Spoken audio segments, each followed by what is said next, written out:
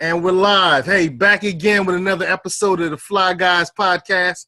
Fly Guy number one, DJ Seiko Varner, a.k.a. Mr. Drink Too Much Coffee, Mr. Stay Woke, Mr. Forex. And I'm with Fly Guy. I don't know if I like being second Seiko. I'm just going to say Fly Guy here. Hey, right. Where things happen on the fly, over a 10-minute phone call or a 3-second text. Right. Hey, yo, Bert, man, I got this idea. Let's call this dude named Mike and talk with him, man.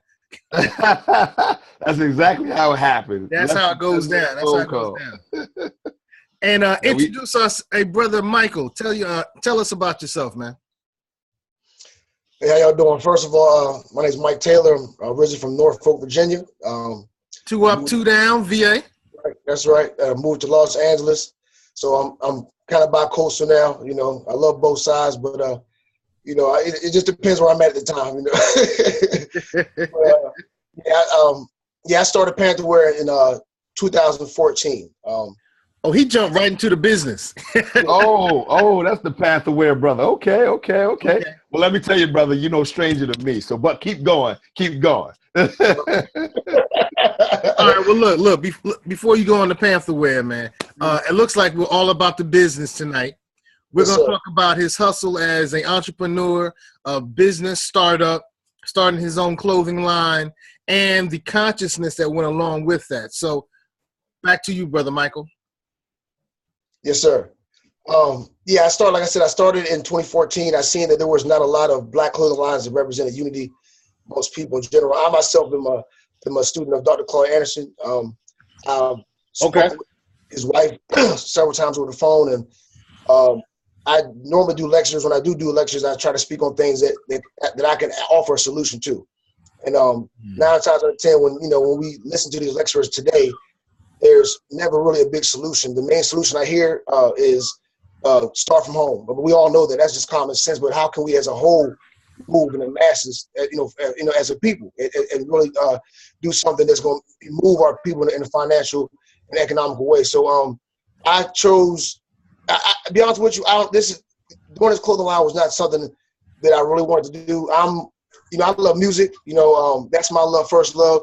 I feel like this is just something the ancestors want me to do. Because every time I thought about leaving it or putting this to the side, they just get me up and force me to keep doing it. You know what I'm saying? And I can't stop it now. So it is what it is. But yeah, like I said, there wasn't a clothing line representing unity.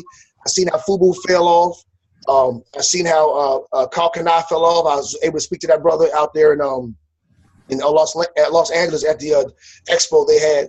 And the brother said that he sold out to the French and the Japanese, if I'm not mistaken, because black people was not buying his clothes. It's Kalkana. He said black people wasn't buying his clothes. He said, do you know that when back in the day when he first started doing the Kalkana, he had that little gold insignia? You remember that? Yeah, I remember that. From what I'm hearing, that was real gold. What? Yes, from what I'm hearing. He said he couldn't afford to waste money like that, so he went to the stitching. And if you look at the stitching, when he came back out again, you see it was Kana and this curse of stitching way. We still wasn't buying it, and then he went and sold it, and now he's trying to come back out with something new.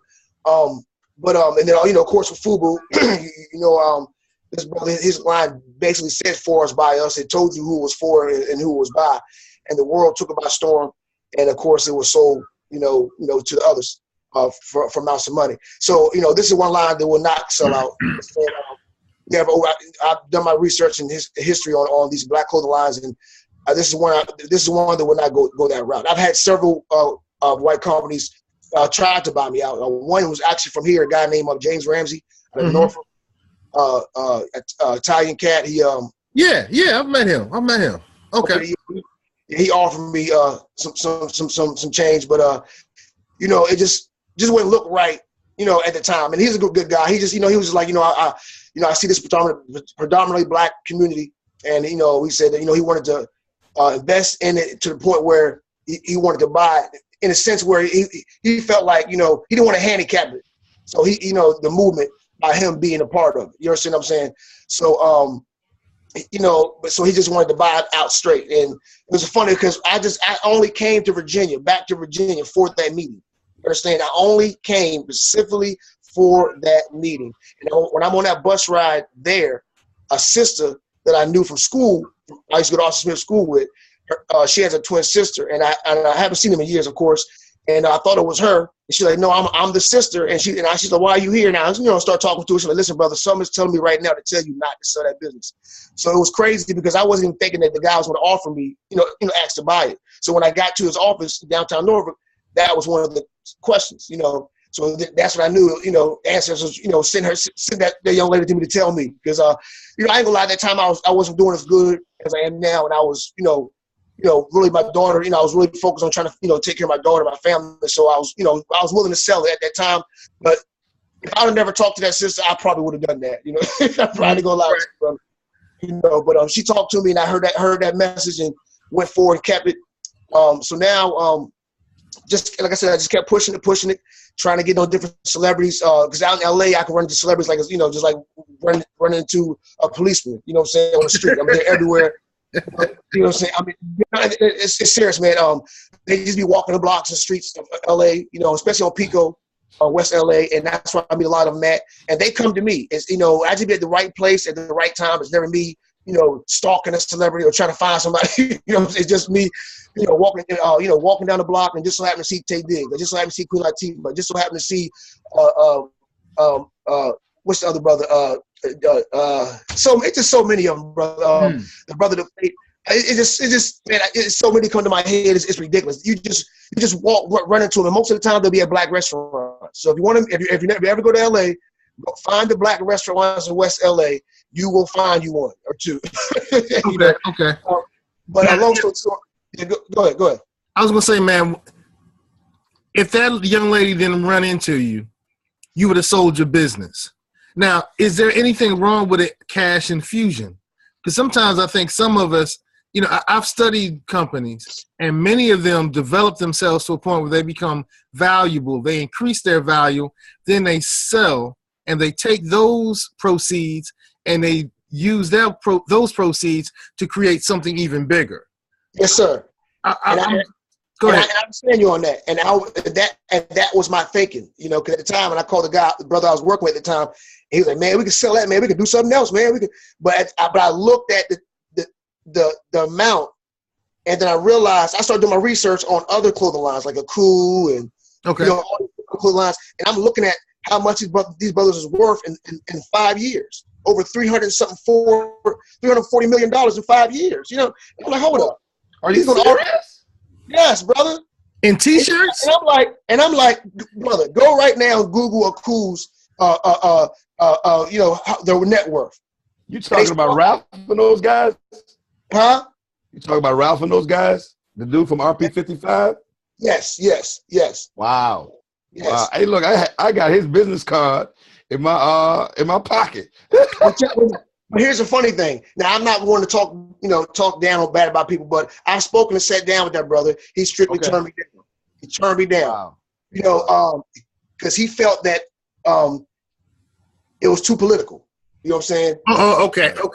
You know what I'm saying? I get a lot of people that say, man, they act like they're scared to wear Pantha Wear because with some. I'm like, listen, but y'all, we as some of our pro-black people, they trip me out because we claim we can't stand the white man, all the other crazy men, but we're still paying our cell phone bills, our light bills to that same person we can't stand. We work for that same person we can't stand. And, but we don't never support each other.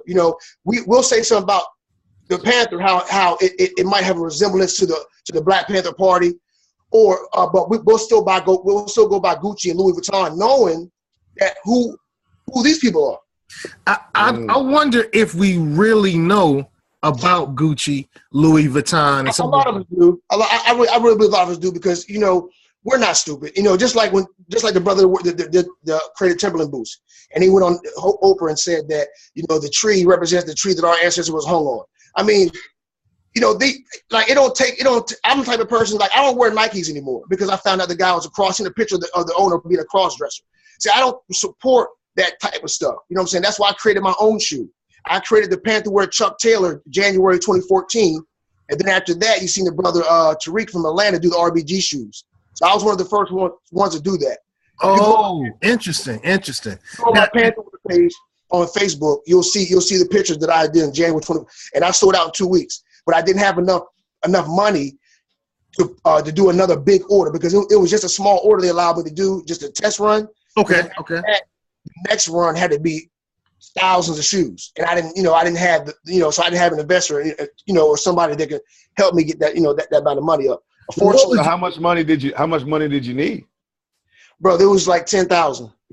And you said you sold out in 2 weeks. Yeah, Man. 10,000. Wow. Yeah, and I only had a few hundred shoes, and I sold out in 2 weeks. But I'm a former nurse. You know what I'm saying? So I had to quit my job. So I'm living off of that. I'm taking care of my family off of that, paying bills, traveling off of that. You know what I'm saying? So it was hard for me to separate those two. You know what I'm saying? But I couldn't stop because I knew if I stopped, I wouldn't be able to reach the amount of people I wanted to reach. So that's why I traveled back and forth from LA to New York, from Virginia. Now we're back and forth from Baltimore, back to LA. We just travel a lot because I get my clothes done in LA. You know what I'm saying? I'm still affiliated with a lot of my comrades in Los Angeles. So, they helped me push the program. And, this business that I created has provided, a source of income for a lot of my family members, and as far as in California, and people here that I know, you know what I'm saying, that right. Product, so the main, like I said, like I was telling the brother yesterday, the main reason why I'm doing this is a stepping stone for us to be able to create jobs. Any black business should always have an end game, and to me, it should be to create jobs for other black people. Let me take a side route. You mentioned that you were a nurse, a male nurse. Where did you get your education to become a male nurse? Well, I'm not a RN. I was LVN. Okay. Licensed vocational nurse. I just challenged the boards, brother. I didn't go to class or school or nothing like that. I just challenged the boards. Here's the thing. I'm gonna tell you how life is, right? See, people don't know you can do that, man. So go into that. Go ahead. Well, it's hereditary. It's some of these things about helping people. I'm an Aquarius, so we're humanitarians. We love to help people. One, okay. Two, my father, he used to take care of the elderly people, mentally disabled people back, when I was young, and he used to take care of them, going to their house and checking on them, things of that nature. So that kind of something I got from him as far as being a nurse. Two, he wanted me to be in the military, but that was something that wasn't for me. So I ended up joining our military, the Black Panther Party. And, so it's just crazy. It's like, sometimes your parents want you to be them, but you end up being them, but in another light. Right. But yeah, I've been doing that since 2005. I started off first as a medical assistant, challenged the boards to do CNA, was doing that for a little while, moved to Los Angeles, found out that you could actually challenge the boards doing the NCLEX test, and I paid the $700. Wow. And paid the $700, studied it for 2 months, passed it, and there we go. Wow. Salute that. Wow. But there's nothing like owning your own business. And I do believe that I believe that poor neighborhoods don't have business owners. Rich neighborhoods have wealthy business owners. I think it's really that simple. And it's also who we allow in our neighborhoods to purchase that wealth, or to consume that wealth. You know what I'm saying? We have to start being in control of that, and recognizing that the people that we're allowing in our communities to take the wealth out of our communities are not putting that money back into our communities. So that's another major issue. We don't like to practice group economics. That's our problem. And you see M&T Bank, you see BB&T Bank, you see Johnson & Johnson. I'm just giving you an example of companies that come together. People that come together. These companies come together because they know that's what power is. When you got a conglomerate of people come together to have power, to be more powerful. You know what I'm saying? Right. We don't do that. We will rather, I got this. It's just me. I did this for us. And then when it fails, we looking crazy as I don't know what. We don't, like Dr. Clark Anderson, my thing is this, I believe, and I got the whole business idea, I promise y'all, this would, me even start my own business and all this stuff came from me watching the Social Network movie about Mark Zuckerberg. Oh yeah. That was hot. I did enjoy that movie. That movie changed my life. I don't know what it did for a lot of other people. That movie changed my life. When I seen how he was able to create something out of nothing, and he used the people around him and gave them small percentages of the business so that they will be want to do the work more. And now if you look, at the ownership of them same people today, you would see even if they own 7%, they have $7 billion they're getting a year. Yeah, I know.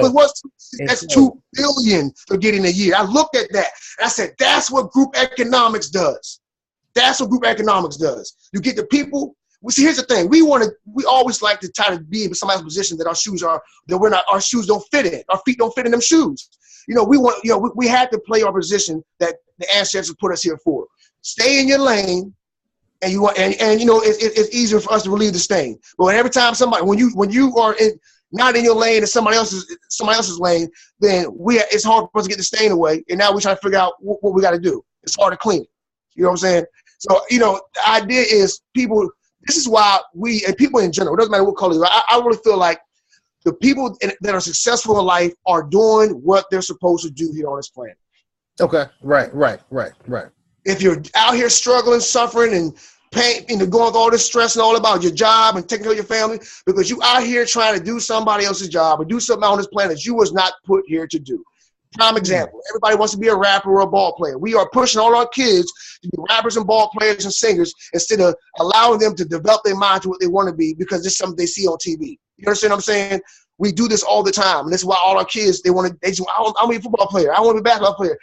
I don't hear a lot of kids say I want to be a doctor. I'm our children. I don't hear a lot of them say I want to be a lawyer. You know what I'm saying? I see few. I'm not saying there's not any, but it's something that we don't push to our children. Hey, we need more accountants, y'all. We need more business. We need more of this so that we can start. And this is what, this is what Asians do to their children. Whether or not they want to, say, for example, listen, in Watts, California, my laundry lady is a Chinese. She told me, she said she loves black people. That's why her business is here.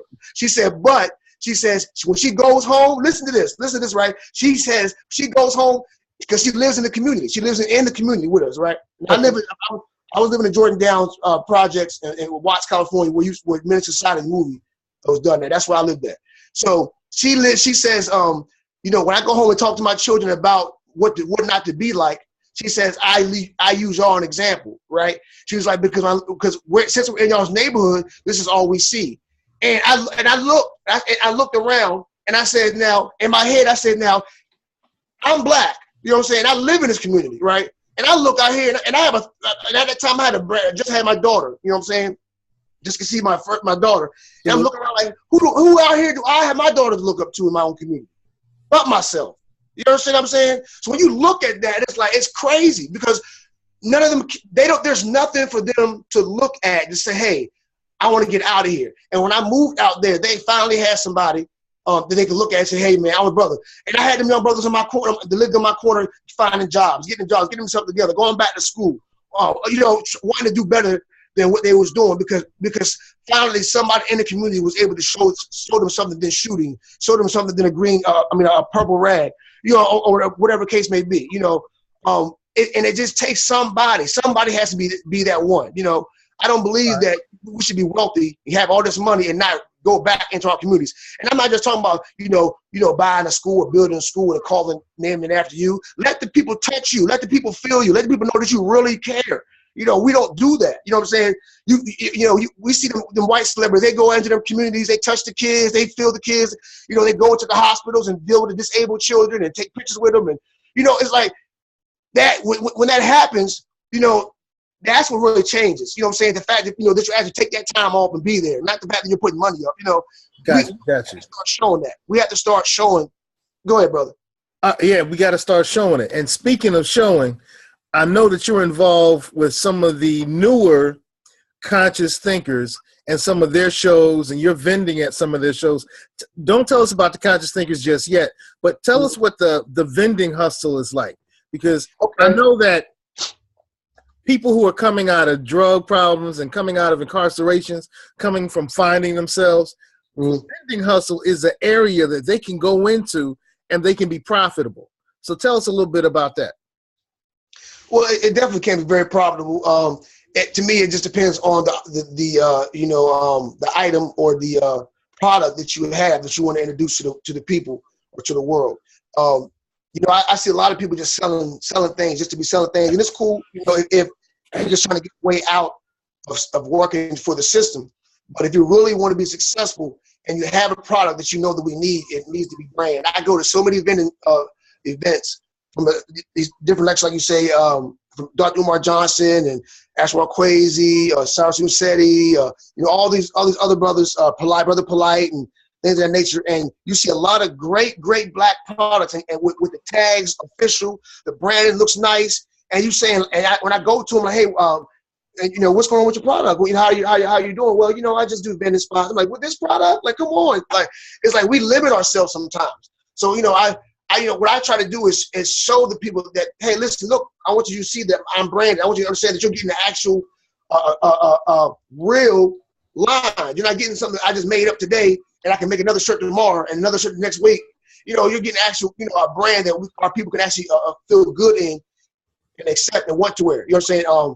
So right. This is the main thing, is our people just need to know that if you have a product that we need and you have it, push it to the limit. Push it to the limit. Just don't think small-minded. You have to think big if you're starting business. You cannot be thinking small, because when you think small, you're already limiting your spiritual health. You know what I'm saying? You already limit your spiritual health. When you limit, yourself, your spiritual health is limited as well. You know what I'm saying? So I advise anybody starting a business to think big. You know what I'm saying? But be wise in what you're thinking about. Don't think out. And it has to make sense. Make sure that your business makes sense, and make sure that you have a plan, and make sure you have a goal, and always have an end game. That's the most important thing about businesses, and that's why businesses don't work and don't last that long, because there's not an end game to why they have the business or what the business is for. All right. So let's say I have an idea. Mm-hmm. How do I go from my idea to vending at some of the type of events that you vend at? So give me an example of what kind of idea. All right, Bert. I think at one of the most recent events with the Cash Mob or the Sankofa event, there was a young lady who has her own hot sauce. Is hot sauce, I believe? Nancy's hot sauce? Oh, yeah, she has her own all-purpose sauce. So it can act as a dip, some kind of a marinade. And they started off just as an old family recipe. And she took it from an old family recipe to a finished bottled product that you can find inside of a grocery store. Okay, so let's say Nancy wants to take her sauce and start vending. Mm-hmm. What does she do? Well, let's do this, Seiko. Let's do this. I'm on his Facebook page, Pantha Wear, and looks like one of the very last posts is a post of some conceptual sneakers that I think are really, really fly. So take us through that process of from idea to concept to the fact that you have mock-ups on your Facebook page of what the actual sneaker would look like, and then eventually having the sneaker in your hand. For someone that's coming through, they're 16, 17, they're trying to figure out what they want to do with their life. They come across you, they come across your product, and it inspires them. How do they go through that process of getting something from a shoe? Let's say they want to do a shoe. It's the idea in their head to actually a shoe in their hand. How does that happen? Wow. Well, that's kind of, that's the hardest. It's kind of hard, but it's not. I'm gonna tell you why. What I did was I've gotten connections from certain people that actually allowed me to be able to get a chance to order shoes from overseas. Okay. For example, in California, there's a lot of, especially in the fashion district, there's a lot of Chinese and Asian connection that's out there. So what happened was I had when I was doing my hats and shirts out there, a lot of different people were seeing me all the time, every week, ordering shirts, ordering hats, ordering shirts, ordering hats. So they was like, listen, brother, we see that you're really, doing your brand. If you want to take it to the next level, we can show you how to get these shoes, or get some shoes made. So they sent me to a site that's called Alibaba.com. Okay, yeah, I've heard of Alibaba. Okay. And that's how I found the first shoe. But Alibaba most thing about Alibaba is they make shoes pertain to something that's already out. You know what I'm saying? They're a copycatter. Okay, gotcha. Yeah, so most of them are. That's why you see the RBG shoe, RBG Chuck Taylor. Same with my shoe. I had the Chuck Sneak. Also, these other different shoes you'll see. The new Air Max RBG shoe. Of course, that's an Air Max shoe, but it's red, black, and green. But now that shoe that you see right there, that shoe was actually made specifically for us. And now the shoe is being switched up because the sole is not going to be exactly the way that sole looks that you see there. The ancestors are real. I just feel like this. Sometimes we do things, and it's cool to take somebody's idea and run with it, but at least give recognition to the individuals that done so. You know. Hey, this purple shoe is the bomb, man. I like the purple shoe, though. Yeah. Tell them why, Seiko. Tell them why, Seiko. Can I get that in purple? Can I get that in purple and gold? Tell them why, Seiko. Can I get that in purple and gold, bro? Tell them why, Seiko. I think it's obvious, man. I got my band on. I'm a member of Omega Psi Phi Fraternity Incorporated. Okay. I love this. I love this. So it is nice, though. The design is nice. It is a nice design. The light blue. I'm looking at the dark blue. The navy blue is kind of hot too. Hey man, you take these on campus, man. Oh, the hat's some fire. Oh, that hat is fire. Oh, okay. All right, I see that. That's the Cliff Huxtable sweater hat. That's right. Hey, yeah, we're sharing the screen. That's interesting. The leopard print or whatever, you know. Oh, I'm trying to do something different that give y'all. You can't never say, "Hey, I've seen that hat before." Oh, I know where I can get that hat. No, you don't. You only see it with Pantha Wear. Let me ask you, who does? Oh man, those are the Chuck Taylors you were talking about. There they go. Woo-wee! Who does your design? You do your own designs? Well, the first original design was done by a friend of mine named Melvin. He done that original design for me. Right. And then after that, I have another brother. All the other designs that I had was done by I have one other design was done by a company called Inkco, Inkco. I found them on Instagram. Then I found what you call another brother named Black Snow. He created the Blackopoly board game. Are you familiar with that? Have y'all seen that? Yes. Yeah, I heard about that. Hold on. Tell me about that. Oh, the Blackopoly board game. To be honest with you, I haven't played it. I bought several of them and sold them all. I'm gonna tell you what I've done. I sell them to the community stores and things so they can play with the children. You understand what I'm saying? So I didn't have a lot of people around me that I could play it with, so I'd rather give it to the people in the community that can actually access. And if you go to if you're on my page, also go to the pictures. Actually on my Facebook page, you'll see all the different celebrity supporters. Also on my Instagram, which is Pantha Wear 999. One of my first celebrity supporters was Serena Williams, and she's Serena. All right. You said Serena Williams. I got to see that. You got a picture of her in your clothing? Yeah. You have to go on my Facebook page and go into it. But that's when I was doing the new Black Panther Party T-shirts at the time, and then I transitioned to the Pantha Wear in 2014.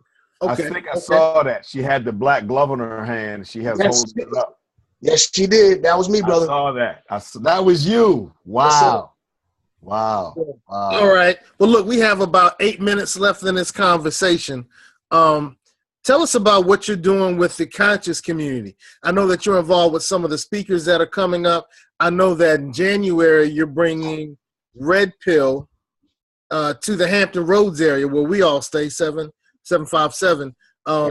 Tell us how you got in contact with the likes of those type of celebrities and what their content means to your business.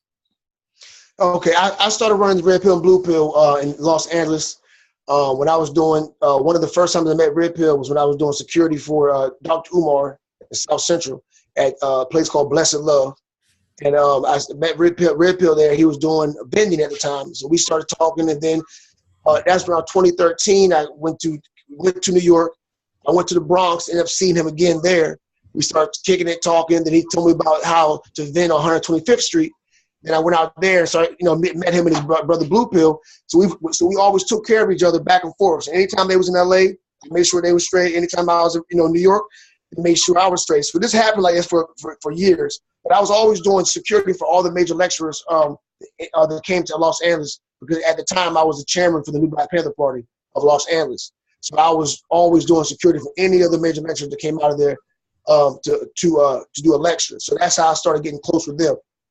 But what the idea meeting them, once I started building with these brothers, they allowed me to be on 125th, and I seen how the money can flow with the supporting the Black businesses. So that's basically how I ran into these brothers. And then just staying close with them, what I'm saying, and meeting everybody else was just a a fact of me being at these vending places and getting the numbers to to go to the next spot. When the next vending place is, or the next meeting is, or lecture, I get the number and then I call, and get the event going.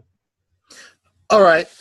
So you just made those type of connections. Is there an importance to the level of content that they're bringing? Is it important for a person who that's you at KRS-One? No, that's a brother. That's I don't know who. I guess a brother. Yeah, I was with KRS-One though. There's a pic with me and KRS up there. Okay. All right. Yeah, I'm sorry. I got starstruck there. Oh man. Yeah. You were heavy with the new Black Panther Party. Yes, sir. I've been in there since 2009. I just recently stepped to the side. I was the first ever national economic developer ever in the history of the Black Panther Party. Period. There has never, ever been a national economic developer. I was the first of, and I take that with great pride. You understand? Because nobody in the Panther Party ever has taken the Panther Party to a business level and tried to actually, create jobs. Create with it and make a business with it. You know what I'm saying? But yeah, so that's something I take pride in. I started in Virginia. I was the chairman out here from 2009 to 2011. Then I moved to Los Angeles and took it over from up there. And then I became the national economic developer in 2013. And I just recently stepped down a few months ago to focus fully on my dream. Now I've worked with the people in the streets with the people for almost 10 years now. So now I want to work with the pockets of our people and start helping our people, get things they really deserve and need in this life to survive. Okay. Interesting. I'm still trying to find that Serena Williams picture. That's just for my edification. It's in there. If you might have to go out and then look at all the pictures, or go to my uploads. Go to uploads instead of just if you go to the uploads, because a lot of those pictures I know I didn't post. Okay. Yeah, you just get uploads and all right, cool. But I definitely like what I see, and I like your business acumen. What's your next move? My next move is the Agenda Show in Las Vegas. Actually, no. My next move is the Red Pill and Blue Pill lecture that we're putting together here, January 29th in Norfolk. It's 3110 Sewers Point Road at the event hall, and there will be a 4-hour event. It'll be Red Pill speaking on his message will be called "Fear of a Black or More Messiah" Part 3. And Blue Pill will be speaking on the Law of 44. So they'll both be coming out. Oh, they're both coming? Yeah, they'll both be coming out. And you mentioned that there was a connection between the pills and Queen Afua. What's their connection? Oh, well, the connection is as far as health-wise. Because I'm going to do another major event out here in maybe March or April. That'll be called Tribute to the Ancestors, a feast to the gods, tribute to the ancestors, and where everybody in the community, conscious community, regular Black community come together and we eat, fellowship amongst ourselves, learn each other, heal each other, spiritual healing, meet people that you never met before, and listen to Queen Afua speak on how to eat properly. Listen to Red Pill and Blue Pill speak how to conduct yourselves and eat properly as well, along with Supernova, which is a Queen of Fool's son. So it's basically us coming together. Supernova Slum is Queen of Fool's son. Yes, sir. Okay. Yes, sir. So they're all coming out here, and we're inviting, everybody in the conscious community, anybody in the Black community. So we want this to be something major for our people. The first of type of situation, just like the Black Power Wars was the first of. So we want this to be a family event. All our people to come together, eat amongst each other, fellowship amongst each other, and get some good information on how to keep ourselves healthy, and also how to start coming together. Because I'm definitely going to speak on Black economics. Got you. So, hey, Bert, Mr. Black Economics of Hampton Roads, the owner of Wear Black Biz, do you have any last question for Brother Taylor? Yes, I just definitely want to thank him for his work in our community and making the shift from just having a conversation to actually putting boots on the ground, and actually creating something that our community can tangibly see, because everything they see, like you talked about earlier, inspires them. Without that inspiration, nothing, I don't think anything happens. And I just want to say thank you. Keep up the good work. You have my full support. My name is Bert Bergen. Most know me for Wear Black Biz. And, look forward to connecting with you and building a deeper and lasting relationship as you sir. Your work. All right. Well, in closing, why don't you use your normal closing, Bert, so we can get out of here? Man, I forgot what closing is that. But hey, look, this is the Fly Guy Show, where things happen on a 10-minute phone call or a 3-second text. I want to thanks to my co-host Seiko Vana and from Michael Taylor from Pantha Wear. Go out and support this brother. He's doing phenomenal things. He's inspiring us, and he's showing us that there are great things that come out of our communities. Thank you. And as I always end, stay fly. Peace. Peace.